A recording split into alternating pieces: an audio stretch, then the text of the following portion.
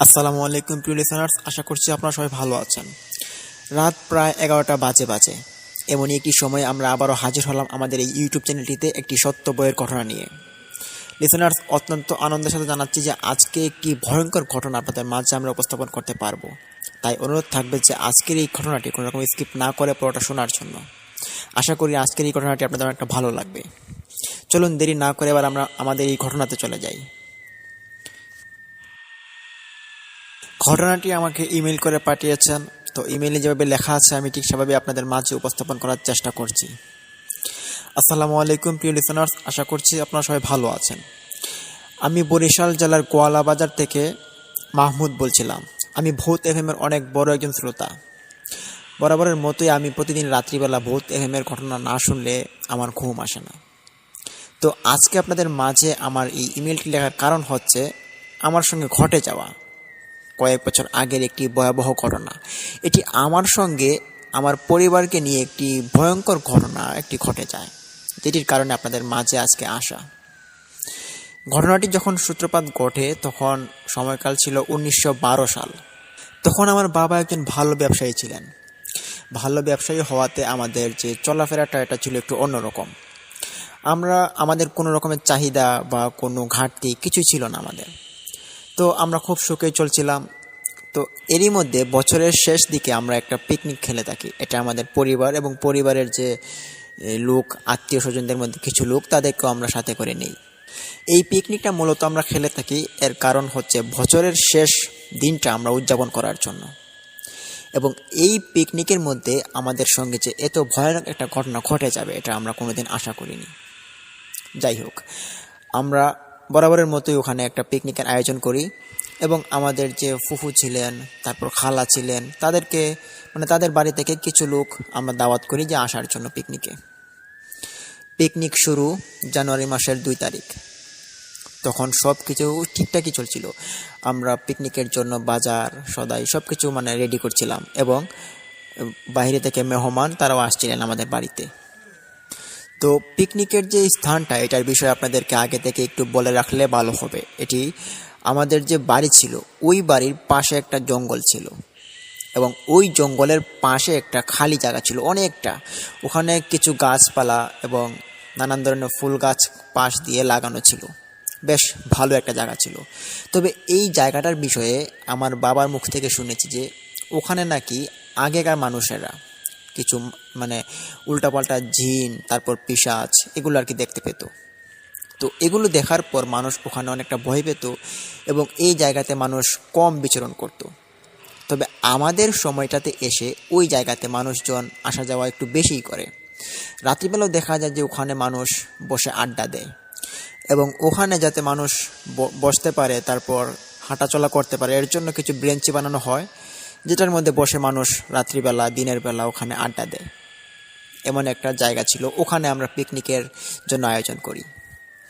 তো বাবার যে কথাটা ছিল যে আগেকার মানুষেরা নাকি এখানে পিশাচ বা কোনো আত্মা বিশেষ দেখে থাকতো, এরও যথেষ্ট একটা কারণ রয়েছে।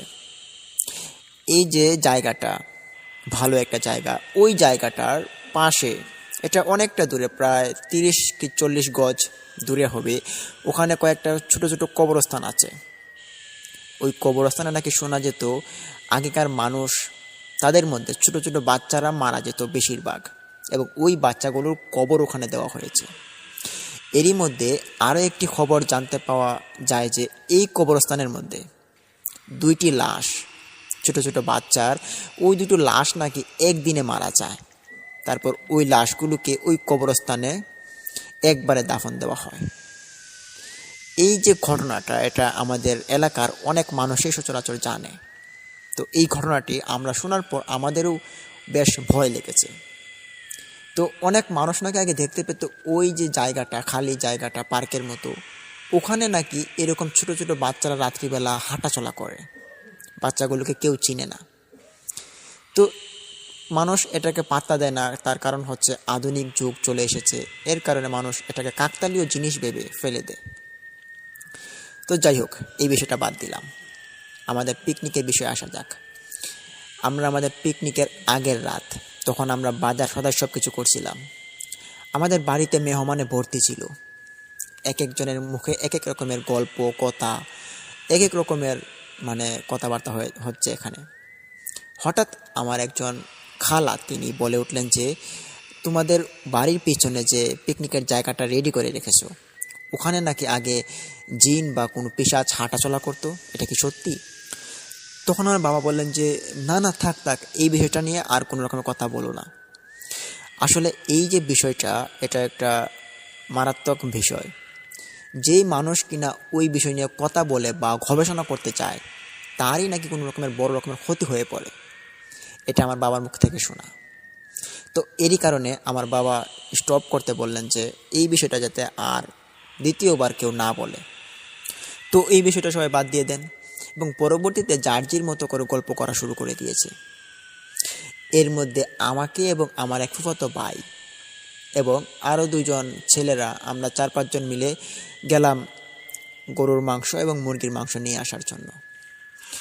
তখন আমরা ওই যে কবরস্থানের পাশ দিয়ে যেতে হবে এরকম একটা রাস্তা ছিল।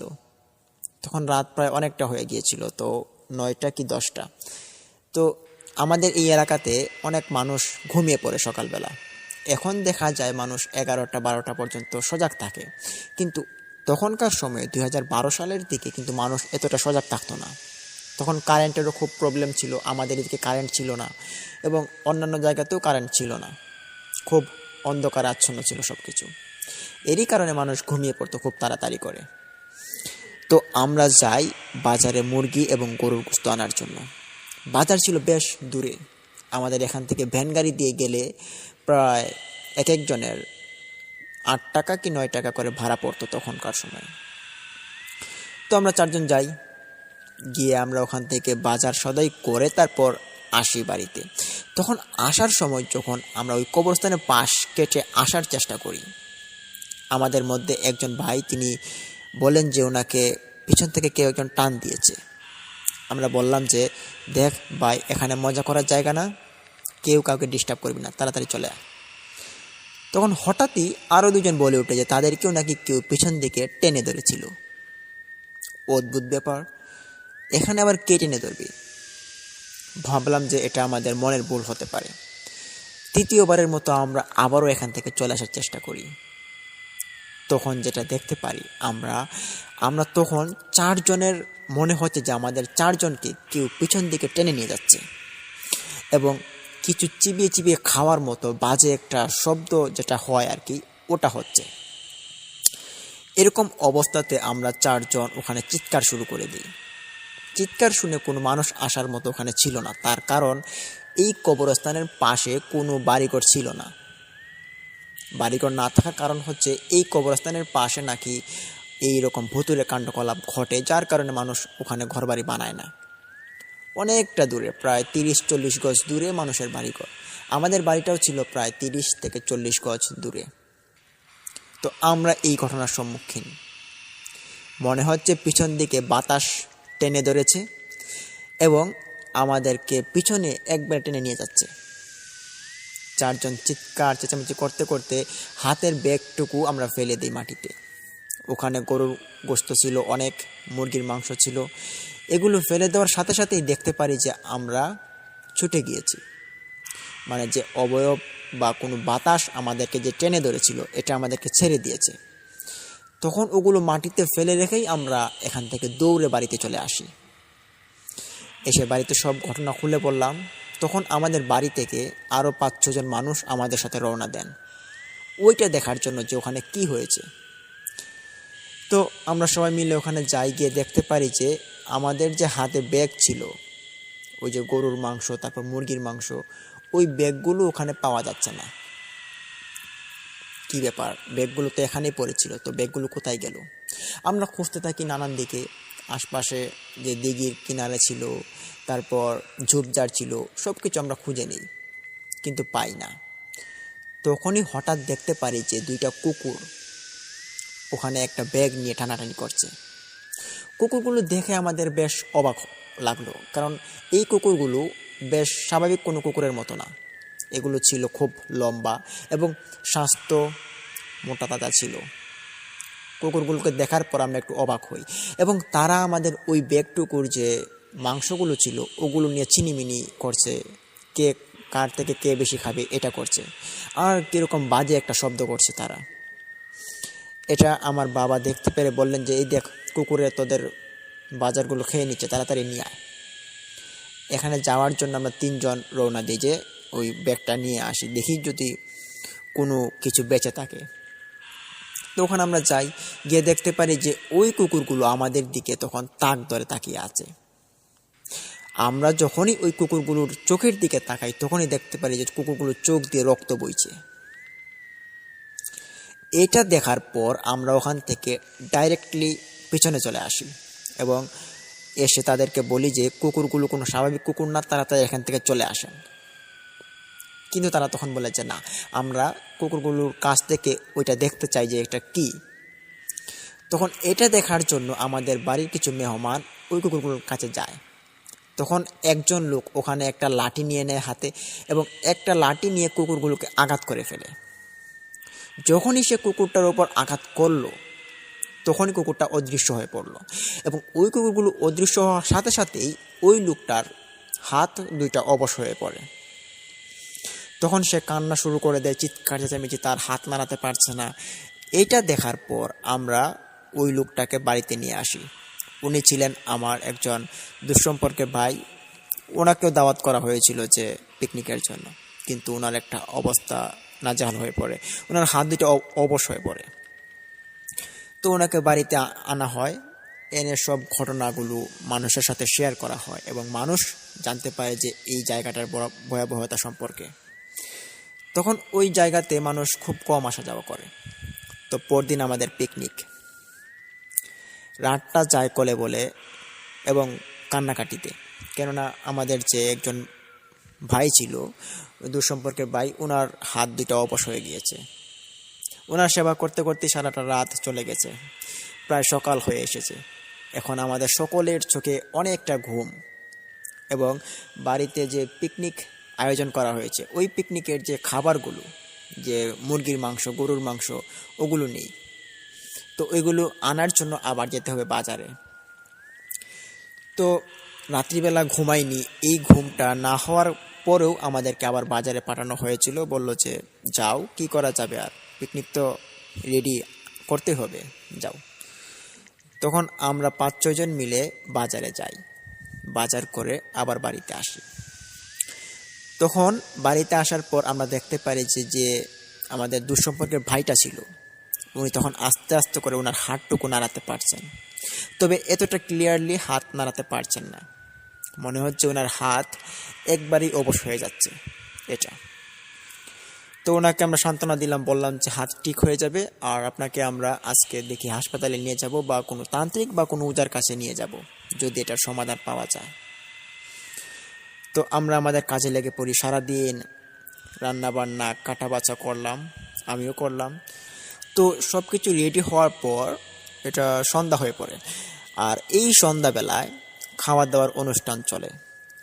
যদিও খাওয়া দাওয়ার অনুষ্ঠানটা দুপুরে হওয়ার কথা ছিল, এই রাত্রিবেলার একটা ভয়াবহতার কারণে বাজারটুকু নষ্ট হয়ে পড়ে এবং এই বাজারটুকু সকালবেলা আনতে আনতে প্রায় সন্ধ্যা ঘনিয়ে পড়েছে খাবার দাবার করার জন্য। তখন অনেক মানুষ ওখানে আসে, আমাদের আত্মীয়ের কিছু মানুষ, তারপর যাদেরকে ইনভাইট করা হয়েছিল এরা সবাই আসে। সবাই মিলে খাওয়া দাওয়া করি, বেশ ভালো। কিন্তু দুঃসম্পর্কের যে ভাইটা ছিল তিনি খেতে পারলেন না, ওনার জন্য তখন খুব কষ্ট হচ্ছিল। আর খাওয়া দাওয়ার পরই আমরা চিন্তা করলাম যে ওনাকে নিয়ে হাসপাতাল যাওয়ার। তো আমরা প্রথম সারিতে খেয়ে নিলাম, খাওয়ার পর সবাইকে খাওয়ার জন্য ডাকাডাকি করছি এবং মানুষকে কীভাবে খাওয়ানো যায় এটা আর কি আমরা দেখাশোনা করছি। এরই মধ্যে আমরা দেখতে পাই যে 3 জন লোক এসেছে আমাদের পিকনিক খেলাতে, তাদেরকে আমরা চিনি না। আশ্চর্য বিষয়, তাদেরকে চিনি না, আমার আব্বুও চিনেন না এবং আত্মীয়র যে লোকগুলো যে এসেছিল তারাও চিনে না। 3 জন লোক কি করে আসলো, এসে আমাদের পিকনিকে এসে বসলো, বসে বলছে যে আমাদেরকে খাবার দেন। তো আমরাও ভাবলাম যে যেহেতু মেহমান তো তাদেরকে খাবার দাবার দিতে হবে। তো আমরা 3 প্লেটে 3টা বিরিয়ানি এনে তার সঙ্গে একটু মাংস তাদেরকে দিই। অদ্ভুত বিষয় ছিল, তাদেরকে দেওয়ার সাথে সাথেই দেখতে পাই যে কতক্ষণের ভিতরে ওই বিরিয়ানিগুলো খেয়ে নিল। তখন প্রথম প্লেট খাওয়ার পর আবারও বলল যে আমাদেরকে আরও খাবার দেন। তখন আমার ভাই আবার খাবার দিলেন। তারা আবারও ওই খাবারগুলো খুব ক্ষুধার্ত অবস্থায় মানুষ যেভাবে খায় আর কি, তারা এভাবে খেয়ে নিল। তো এই খাবারগুলো খাওয়াটা আমার আব্বু দেখছিলেন। তখন তিনি একটু সন্দেহ জাগলো যে এদের উপরে। আমাকে ডাক দিয়ে বললেন যে তুই কি এদেরকে চিনিস? বললাম যে না তো। আমাকে বললেন যে দেখতো ওই যে আত্মীয়রা যে এসেছে তাদের সঙ্গে কি এই মেহমানগুলো এসেছে কিনা, যদি কেউ চিনে থাকে। তখন আমি সবাইকে এক এক করে জিজ্ঞেস করলাম যে এই যে 3জন লোক এসেছে তারা কি আপনাদের কেউ হন? সবাই বলল যে না তো, আমরা ওদেরকে চিনি না। এই বিষয়টা আমার আব্বুকে এসে বলি যে এখানে আসা কোনো লোকের সঙ্গেই এরা আসেনি, তবে এরা কারা, কোত্থেকে এসেছে, এটা আমাদের একটু চিন্তায় ফেলে দেয়। তখন আমার আব্বু ওদেরকে ভালো করে দেখার জন্য তাদের পাশে একটু ঘোরাফেরা করেন। তাদের পুরোটা শরীর দেখতে দেখতে আব্বুর দূর থেকে তাদের চোখ যায় নিচের দিকে। তিনি দূর থেকে যতটুকু দেখতে পারলেন যে তাদের পাটুকু বেশ অস্বাভাবিক। তিনি তখন ভাবছেন যে আমাদের যে স্বাভাবিক পাগুলো সেটা নখ থাকে সামনের দিকে এবং মোড়াটা থাকে পিছনে। তো আব্বু দূর থেকে দেখতে পারলেন যে ওই 3জন লোকগুলোর সামনের দিকে মোড়া এবং পিছনের দিক দিকে আঙ্গুল রয়েছে। বেশ অদ্ভুত ঠেকলো আমার আব্বুর কাছে। তখন আমার আব্বু এই বিষয়টা আরেকটু ক্লিয়ারলি হওয়ার জন্য তিনি ওদের কাছে গিয়ে জিজ্ঞেস করেন যে আপনাদের পাটুকু কি আমি দেখতে পারি? তখন উপস্থিত আমরা অনেকেই ছিলাম এখানে, পিকনিকের যারা যারা লোক থাকা দরকার, আত্মীয় মেহমান, সবাই আমরা দেখতে পারি যে আব্বু গিয়ে তাদেরকে জিজ্ঞেস করছে। তখন ওখান থেকে একজন লোক উঠে বলল যে আমাদের পা আপনি কেন দেখবেন, আমাদের পা দেখা যাবে না, আপনি এখান থেকে চলে যান। তারপর আব্বু জিজ্ঞেস করলেন যে আপনারা কার সাথে এসেছেন, আর আপনাদেরকে তো ইনভাইট করা হয়নি, আপনারা কেন এখানে এসেছেন? তখন ওই 3জন লোক থেকে একজন বাচ্চা ছেলেটা বলে উঠে যে আমরা এখানে এসেছি খাবার খেতে, আমরা খাবার খেলে কি আপনাদের কোনো সমস্যা আছে? বলি যে না, খাবার খান, সমস্যা নেই, তবে আপনাদের একটু খটকা লাগছে আমার কাছে। তখনই যথারীতিভাবে তারা খাবারটা খুব দ্রুত শেষ করে ফেললো এবং শেষ করেই আমাদের সাথে কোনো রকমের কথাবার্তা না বলে তারা এখান থেকে চলে যাওয়ার জন্য রওনা দেয়। তারা বাড়ি থেকে বের হয়ে যায়। আমরা সবাই হা করে তাকিয়ে থাকি, ভাবি যে কি অদ্ভুত ব্যাপার, এদেরকে চিনি না জানি না, এসে আমাদের দাওয়াত খেলো, আবার কোনো পরিচয় না দিয়ে চলে যাচ্ছে। তবে এদের যে পাগুলো উল্টা ছিল এই বিষয়টা শুধু আমার আব্বু দেখেছিলেন। তখন আমার আব্বু আমার চাচাকে এসে এই বিষয়টা বললেন। চাচা তখন বললেন যে এরা কোনো স্বাভাবিক নয়, তাদেরকে একটু ফলো করে দেখতে পারো যে তারা কারা এবং কোথায় যায়, কোথায় থাকে। তখন আমাকে এবং আমার ফুফাতো ভাই এবং আমার 2জন চাচা, আমরা প্রায় 5-6 জন মিলে ওই 3জন লোককে পিছনে ধাওয়া করি, তারা কোথায় যায় আমরা দেখার জন্য। এটা তখন আমরা তাদের পিছন যেতে যেতে ওই যে কবরস্থানটা, যে বাচ্চাগুলো আগে মারা যেত, তারপর কয়েকটা কবরস্থান ওখানে দেওয়া হয়েছিল, ওই কবরস্থানের নিকট তারা গিয়ে পৌঁছায়। ওখানে আমরা দেখতে পারি যে তারা ওখানে দাঁড়িয়ে কিছুক্ষণ অপেক্ষা করলো এবং কিছুক্ষণের ভিতরেই দেখতে পেলাম যে একজন বাচ্চা ওখান থেকে উধাও হয়ে গেল। বিষয়টা তো একটু ঘাবড়ে গেলাম আমরা, কারণ এরকম একটা বাচ্চা যদি উধাও হয়ে যায় এটা কিন্তু একটা অস্বাভাবিক বিষয়। প্রথমে এটাকে আমরা গুরুত্ব না দিলেও আমরা এদেরকে আবারও ফলো করি। আমরা ওই 2জন লোককে আবারও আমরা ধাওয়া করতে করতে পিছনে যাই। তখন যেতে যেতে আমরা ওদের পিছনে পিছনে, আমাদের গ্রামের একটি বড় একটা জঙ্গল রয়েছে, ওইটাতে আর কি মানুষ কমই ঢুকে, প্রায় শেয়াল, তারপর অনেক হিংস্র প্রাণী ওখানে থাকে, সাপ, ভয়ঙ্কর ভয়ঙ্কর সাপ ওখানে দেখা যায় আর কি। ওই জঙ্গলটার ভিতরে তারা প্রবেশ করে। তখন ওই জঙ্গলের ভিতর রাত্রিবেলা আমাদের সাহসে কুলাচ্ছিল না যে এই জঙ্গলটার ভিতরে তাদের পিছনে পিছনে আমরা ধাওয়া করব এবং প্রবেশ করবো এটার ভিতরে। তখন আমি ওখান থেকে বলে উঠলাম যে দেখেন চাচা, এই জঙ্গলটা তো ভালো না, তো আমরা এখন কি করব, আমরা কি তাদের পিছনে যাব?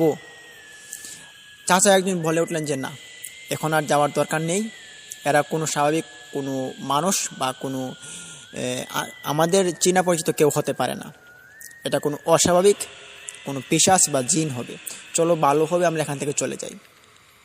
কিন্তু এখানে একটা ঝামেলার বিষয় হলো, যেটা আমার একজন ফুফাতো ভাই, সে একটু রসিক টাইপের ছিল। সে বলে যে এদেরকে আমরা দেখতে চাই।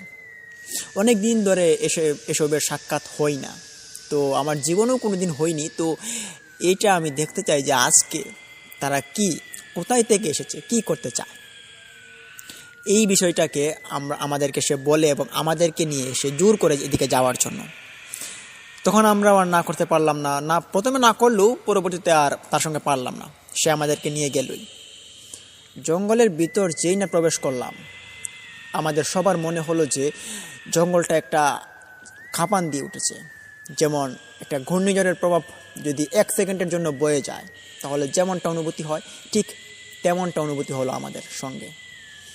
আমরা তখন সবাই এক একজনের মুখের দিকে একজন তাকাতে থাকি, ভাবি যে এই শীতকালের মৌসুম পড়ছে, তো এই দিনে তো এরকম বাতাস বা কোনো ঘূর্ণিঝড়ের আবহাওয়া নেই, হঠাৎ আমাদের কেন এমন লাগলো।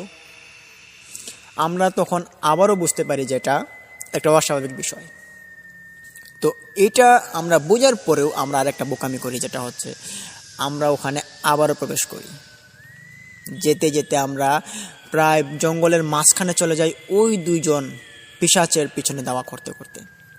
হঠাৎই আমরা দেখতে পারি যে আমাদের পিছনে থাকা একজন লোক, তিনি আমার চাচা হন, তিনি পড়ে গিয়েছেন এবং পরে আর উঠতে পারছেন না। ওনার কাছে যাওয়ার সময় আমরা দেখতে পারি যে ওনার যে পা ছিল, হাঁটু পর্যন্ত মাটির নিচে গেড়ে গিয়েছে। বেশ ভয়ানক দেখাচ্ছিল এই পরিস্থিতিটা। ওনাকে টান দিয়ে আমরা তোলার চেষ্টা করছি, কিন্তু ওই যে ছোট্ট একটা গর্ত, যে গর্তটার দিকে আমার চাচার পাটা ঢুকেছিল, ওই গর্তটা যেন ওনাকে খেয়ে নিয়ে, মানে টেনে নিয়ে খাওয়ার চেষ্টা করছে, এরকম একটা অবস্থা। আর এখান থেকে একটা কচমচ, একটা বাজে একটা বিশ্রী শব্দ বের হচ্ছে। আমাদের সাথে থাকা মানুষজন সবাই ভয় পেয়ে যায় এবং এখান থেকে দুজন দৌড় দিয়ে জঙ্গল থেকে বের হয়ে যায়। আমরা আছি আর 3 জন। একজনের পা কুপে গিয়েছে এবং আরেকজন আর আমি মিলে ওনাকে তোলার চেষ্টা করছি, আমার চাচাকে। হঠাৎই আমরা দেখতে পাই যে আমাদের পিছনে একজন বৃদ্ধ বয়সের, অনেক বছর বয়স হবে, উনি এসে আমাদের পিছনে হাজির। এসে আমার যে ফুফাতো ভাই ছিল তাকে টক টক করে একটা ইশারা দিল, মানে পিঠে ধরে 2টা টোকা দিল। তখন সে পিছনে ফিরল, ফিরে দেখতে পারে যে এই বৃদ্ধ লোকটা। আর এই লোকটাকে আমি পিছন দিকে ফেরার সময় দেখতে পারি যে এই লোকটাকে আমি কোনোদিন আমাদের এই গ্রামে আর দেখিনি কোনোদিন। আমি তখন জিজ্ঞেস করলাম যে চাচা আপনি কে? বৃদ্ধ লোকটা বলে উঠেছে, আমাকে তোমরা চিনবে না, আমি এই জঙ্গলেই থাকি, এই জঙ্গলেই আমার খাবার দাবার সব কিছু এখানে হয়ে থাকে, আমি তোমাদের মতো একজন মানুষ, তো আমার কথা এখন তোমরা শুনো। এই জঙ্গল থেকে তোমরা বেরিয়ে যাও, আর যাদের পিছন পিছন তোমরা এসেছো তাদের পিছন ধাওয়া করা বন্ধ করে দাও। আর এখন তোমাদের সাথে কি ঘটেছে, এর চেয়ে বড় রকমের ঘটনা ঘটবে যদি তোমরা এখান থেকে আর ফেরত না যাও। যদি যেতে না যাও তাহলে তোমরা আর জীবনও এখান থেকে ফিরে যেতে পারবে না। বৃদ্ধ লোকটির কথা শুনে আমার এবং আমার ফুফাতো ভাই সবাই ঘাবড়ে গেলাম, এবং যার পা, আমার চাচার যে পাটা মাটির নিচে ছিল, উনিও বেশ ভয়ে চিৎকার শুরু করে দেন। বৃদ্ধ লোকটি আবার বলে উঠলেন যে খবরদার, আপনি চিৎকার দিবেন না এই জঙ্গলের ভিতরে। এই জঙ্গলটা শুধুমাত্র নির্জনতার জন্য। এই জঙ্গলের ভিতরে কেউ এসে চিৎকার চেঁচামেচি করুক, এটা আমরা চাই না। তখন তিনি চিৎকার বন্ধ করলেন। আমি তখন বললাম যে চাচা, আপনি আমার চাচাকে একটু তুলবেন, ওনার পাটা মানে মাটিতে গেড়ে গিয়েছে, তো ওনাকে আমরা তুলতে পারছি না, আপনি যদি একটু আমাদের সাথে সাহায্য করেন। বাকিরা সবাই চলে গিয়েছে ভয় পেয়ে। তখন বৃদ্ধ বলে উঠল যে সর্বনাশ, দেখি তো এটা কোথায় গেড়েছে পাটা। তখন তিনি এসে দেখতে পারেন যে একটা ছোট্ট গাতার ভিতরে ওনার পাটা ঢুকে গিয়েছে এবং ক্রমাগত ওই পাটা আধা ইঞ্চি, 1 সুতা 2 সুতা করে মাটির নিচে টেনে নিয়ে যাচ্ছে। নিতে নিতে প্রায় হাঁটুর যে উপরিভাগটা, ওইটা পর্যন্ত নিয়ে চলে গিয়েছে। তখন ওই বৃদ্ধ লোকটি বলে উঠল যে তাড়াতাড়ি তোমরা এখান থেকে দূরে যাও। তখন আমি আর আমার ফুফাতো ভাই এখান থেকে একটু দূরে যাই এবং ওই বৃদ্ধ লোকটি, তিনি আমার চাচাকে ধরলেন হাতে ধরে, তিনি কি একটা মন্ত্র পড়লেন এবং মন্ত্র পড়ার সাথে সাথে আমরা দেখতে পারি যে এই জঙ্গলের যে গাছপালা ছিল এগুলো খুব জোরে জোরে দুলতে থাকে, যেমন বাতাসের থ্রুতে একটা ঘূর্ণিঝড় বইছে ওই জঙ্গলের উপর দিয়ে। তখন আমি আর আমার ফুফাতো ভাই দুইজন মাটিতে বসে গিয়েছি, এতটা ভয় পেয়েছি। এক পর্যায়ে আমরা ওদিকে চোখ ফিরিয়ে দেখতে পারি যে আমার চাচাকে তিনি তুলে দিয়েছেন। তো উনি আমার চাচাকে তুলে দিলেন, দিয়ে আমাদের দিকে এগিয়ে আসলেন। আমার চাচা তখন ওখানে মাটিতে পড়ে আছে, উনি জ্ঞান হারিয়ে ফেলেছেন। আমাদেরকে এসে বলছেন যে তোমার চাচা মুক্তি, তাড়াতাড়ি করে এখান থেকে বাড়ি ফিরে যাও, আর না হলে তোমাদের ক্ষতি হতে পারে। তখন আমি আর আমার ফুফাতো ভাই আমরা দুজন মিলে আমার চাচাকে কাঁধে করে নেই এবং হাঁটা শুরু করি বাড়ির উদ্দেশ্যে। তখনই আমরা শুনতে পাই যে পিছন দিক থেকে কেউ একজন ডেকে আমাদেরকে বলছে, তোরা এখানে এসে ঠিক করিসনি, যদি আর কোনোদিন এখানে আসার চেষ্টা করিস আমাদের পিছনে ধাওয়া করে, একটাকেও রক্ষা দেব না। আজকে তোদের ভাগ্য ভালো, তোরা আজকে বেঁচে গিয়েছিস। আর যদি কোনোদিন এদিকে আসার চেষ্টা করিস তোদের বংশ নির্বংশ করে দেব। এই বলে বাজে রকমের একটা হাসি দিয়ে সে বাতাসের সঙ্গে মিলিয়ে গেল। পিছনে ফেরার পর আমরা দেখতে পাই যে কেউ নেই, তবে একটা বাতাস যেন এটা উধাও হয়ে গিয়েছে।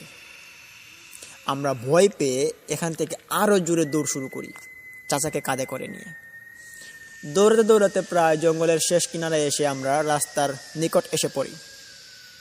তখনই দেখতে পাই যে আমাদেরকে ছেড়ে যে তারা 2-3 জন চলে গিয়েছিল, তারা আমাদের দিকে আবার এগোচ্ছিল আমাদেরকে দেখার জন্য, আমরা কি ঠিক আছি কি না।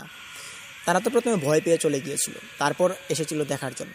তখন এসে দেখতে পারে যে আমরা ওই জঙ্গলটা পেরিয়ে রাস্তার মধ্যে বসে আছি। আমাদেরকে এসে জিজ্ঞেস করে যে আপনারা ঠিক আছেন তো, আপনাদের কোনো সমস্যা হয়নি তো? বললাম যে সমস্যা যা হবার হয়ে গিয়েছে, তবে এখন ঠিক আছি। বলি যে চাচা অজ্ঞান হয়ে গিয়েছে, আপনারা ধরুন চাচাকে বাড়িতে নিয়ে যাই। তখন সবাই মিলে চাচাকে ধরাধরি করে বাড়িতে নিয়ে আসি। যদিও আমরা ভেবেছিলাম যে চাচা শুধু জ্ঞানটা হারিয়েছেন। তারপরের সময়টাতে আমরা আসি। তো আমরা বাড়িতে যাই, যাওয়ার পর চাচাকে বেশ সেবা যত্ন করা হচ্ছে ওনার যাতে জ্ঞানটা ফিরে। তো ওনার স্ত্রীও এসেছিলেন আমাদের বাড়িতে পিকনিক খেলার জন্য। ওনাদের বাড়ি ছিল বেশ অনেকটা দূরে। তো এসে তারা সবাই কান্নাকাটি শুরু করে দিল। এবং এই পরিস্থিতির শিকারটা আমার বাবা, তিনি বললেন যে এটা তিনি দেখে ছাড়বেন এবং কি কারণে এরকম ঘটনা ঘটেছে তিনি এটাও দেখবেন। তখন হঠাৎ করে আস্তে আস্তে আমার চাচা জ্ঞান ফেরার পর আমরা জিজ্ঞেস করলাম যে চাচা আপনি কি ঠিক আছেন? চাচা তখন বলে যে আমার খুব কষ্ট হচ্ছে, আমার হাত পা নাড়াতে পারছি না। কি অদ্ভুত বিষয়, চাচা আপনি হাত নাড়াতে পারছেন না? আপনি চেষ্টা করুন। বলে যে না, আমি তো পারছি না কিছুই করতে। আসলেই সত্যি এটাই ঘটেছিল। আমার চাচার হাত পা একেবারের জন্য অবশ হয়ে গিয়েছিল। ওনার হাত পা এখনও অবশ, তবে তিনি এখন বেঁচে আছেন খুব কষ্টে। এটা যেহেতু ওনার সঙ্গে ঘটেছে অনেক দিন আগে, তার একটা বড় ছেলে ছিল, ওই ছেলের ইনকামে এখন তাদের পরিবারটা চলে। তো যাই হোক, এই সময়টার মধ্যে আমার আব্বু কী করেন, তিনি একটা তান্ত্রিক নিয়ে আসেন। তিনি এটাকে বলা যায় একটা বেশ পূজার মতো। তো ওই পাশের গ্রামে একটা ছোট্ট কুঁড়ের ঘরের মধ্যে তিনি থাকতেন। রাত্রিবেলা বাতি জ্বালিয়ে তিনি ওখানে ধ্যান করতেন এবং মানুষের বিপদ আপদ হলে, যেমন জিন বিষয়ক বা প্যারানর্মাল বিষয়ক কোনো ঘটনা যদি ঘটে থাকতো, তাহলে তিনি এসে মানুষকে সাহায্য করতেন। তো আমার আব্বু গেলেন, ওনার কাছে গিয়া এই ঘটনাটা খুলে বললেন। তান্ত্রিক তখন আমার আব্বুর সাথে চলে আসেন।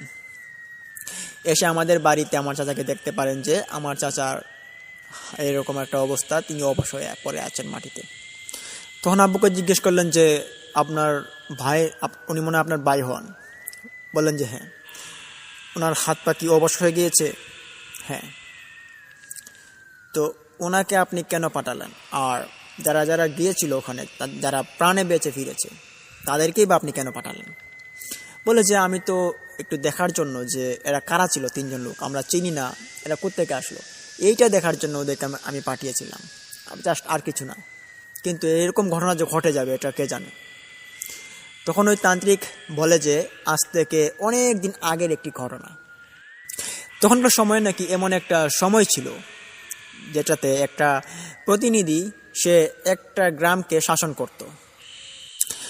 তখন একলাস নামক একজন প্রতিনিধি ছিলেন, যিনি ওই এলাকাতে নাকি শাসন করে থাকতেন। এলাকার মানুষ কীভাবে চলছে, তাদের সুখ দুঃখ দেখাটাই তার কাজ ছিল। তার সময়ে নাকি যে বাচ্চারা যদি কোনো পাপ করত, যেমন এটা হতে পারে চুরি, তারপর মারামারি, এটা যদি একটু মাত্রাতিরিক্ত একটু বেশি হয়ে পড়ে, তাহলে তাকে নাকি খুব বড় রকমের শাস্তি দিত, এবং এমনও শাস্তি দিত যার কারণে এই শিশুগুলো মৃত্যুবরণ করতে হতো। শাস্তিগুলো বড়দেরকেও দিত, তবে বড়রা মৃত্যুবরণ করতো না, আর ছোটরা এটা সহ্য করতে পারতো না, যার কারণে তারা মৃত্যুবরণ করে ফেলতো। এই ঘটনাটা আমাদেরকে শোনান। এই ঘটনার পরিপ্রেক্ষিতে যে শিশুগুলো মৃত্যুবরণ করেছিল তাদেরই নাকি আত্মাগুলো দেখা যেত সেই সময়, যে তাদের আত্মাগুলো ঘোরাফেরা করছে। তো এই যে একটা ভয়াবহ বিষয়টা, এটা নাকি ওই সময়তেই এই এলাকাতে বিচরণ করে আছে। তবে এই তান্ত্রিক অনেক আত্মাকে দেখেছেন, অনেক ছোট ছোট ছোট বাচ্চাকে উনি দেখেছেন যে ঘোরাফেরা করার করে। যেহেতু তান্ত্রিক, তিনি রাত্রিবেলা হাঁটাচলা করতেন, ঘোরাফেরা করতেন ধ্যানমগ্ন, এর জন্য। তো তান্ত্রিক আমাদেরকে বললেন যে এই জঙ্গলটাতে আমাদের এলাকার কি কেউ যায়? আমরা বললাম যে বেশি যায় না তো, তবে দিনের বেলা কিছু মানুষ যায়, দিনের বেলায় যায়। তবে দিনের বেলায় এই জঙ্গলের মধ্যে মানুষের সঙ্গে এরকম ঘটনা ঘটে না। যারা এদেরকে ক্ষতি করার জন্য যায় তাদের সঙ্গেই এরকম ঘটনা ঘটে। এই জঙ্গলটা একটা পিশাচ কেন্দ্রিক জঙ্গল হয়ে আছে। আমাদের এই গ্রামের মধ্যে এই জঙ্গলটাকে মানুষ ভয় পায়। যদিও আমাদের এই গ্রামটা খুব ছোট, বেশ বড় বড় জায়গার মধ্যে এক একটা গড়, মানুষজন খুব কম, যার কারণে এই ভয়াবহতার মাত্রাতিরিক্ত একটু বেশি। এই জঙ্গলের ভিতরে যাদের জায়গা রয়েছে তারাও কিন্তু ওই জঙ্গলে যায় না। তো এর পরবর্তীতে এই ঘটনার পরিসমাপ্তিতে যা ঘটে সেটা হচ্ছে আমাদের একজনের একবারে অবস্থা শেষ। যেমন আমার চাচার হাত পা অবশ হয়ে পড়ে, আর প্রথমে যে ওনার হাতটা অবশ হয়েছিল তিনি তখন ভালো হয়ে গিয়েছিল কয়েকদিনের ভিতরে। তো পরবর্তীতে এরকম আর কোনো ঘটনা নিয়ে আমরা গবেষণা করিনি, আর আমাদের সঙ্গে এরকম কোনো ঘটনা ঘটেওনি। যদিও পরবর্তীতে স্বপ্ন, তারপর এই রাস্তার মধ্যে বের হলে কিছু একটা আবছা দেখতে পাওয়া, এটা আমাদের পরিবারের কিছু লোক দেখেছে, তাও এটা বেশি একটু গুরুত্ব পায়নি।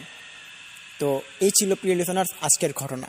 ঘটনাটি ভালো লাগলে ভিডিওতে লাইক দিন, কমেন্ট করুন এবং শেয়ার করে বন্ধুবান্ধবদের মাঝে ছড়িয়ে দিন, এবং অবশ্যই আমাদের এই ইউটিউব চ্যানেলটিকে সাবস্ক্রাইব করে পাশে থাকা বেল আইকনটিকে অন করুন, যাতে আমরা ভিডিওগুলো আপলোড করার সাথে সাথেই আপনারা নোটিফিকেশন পেয়ে যান।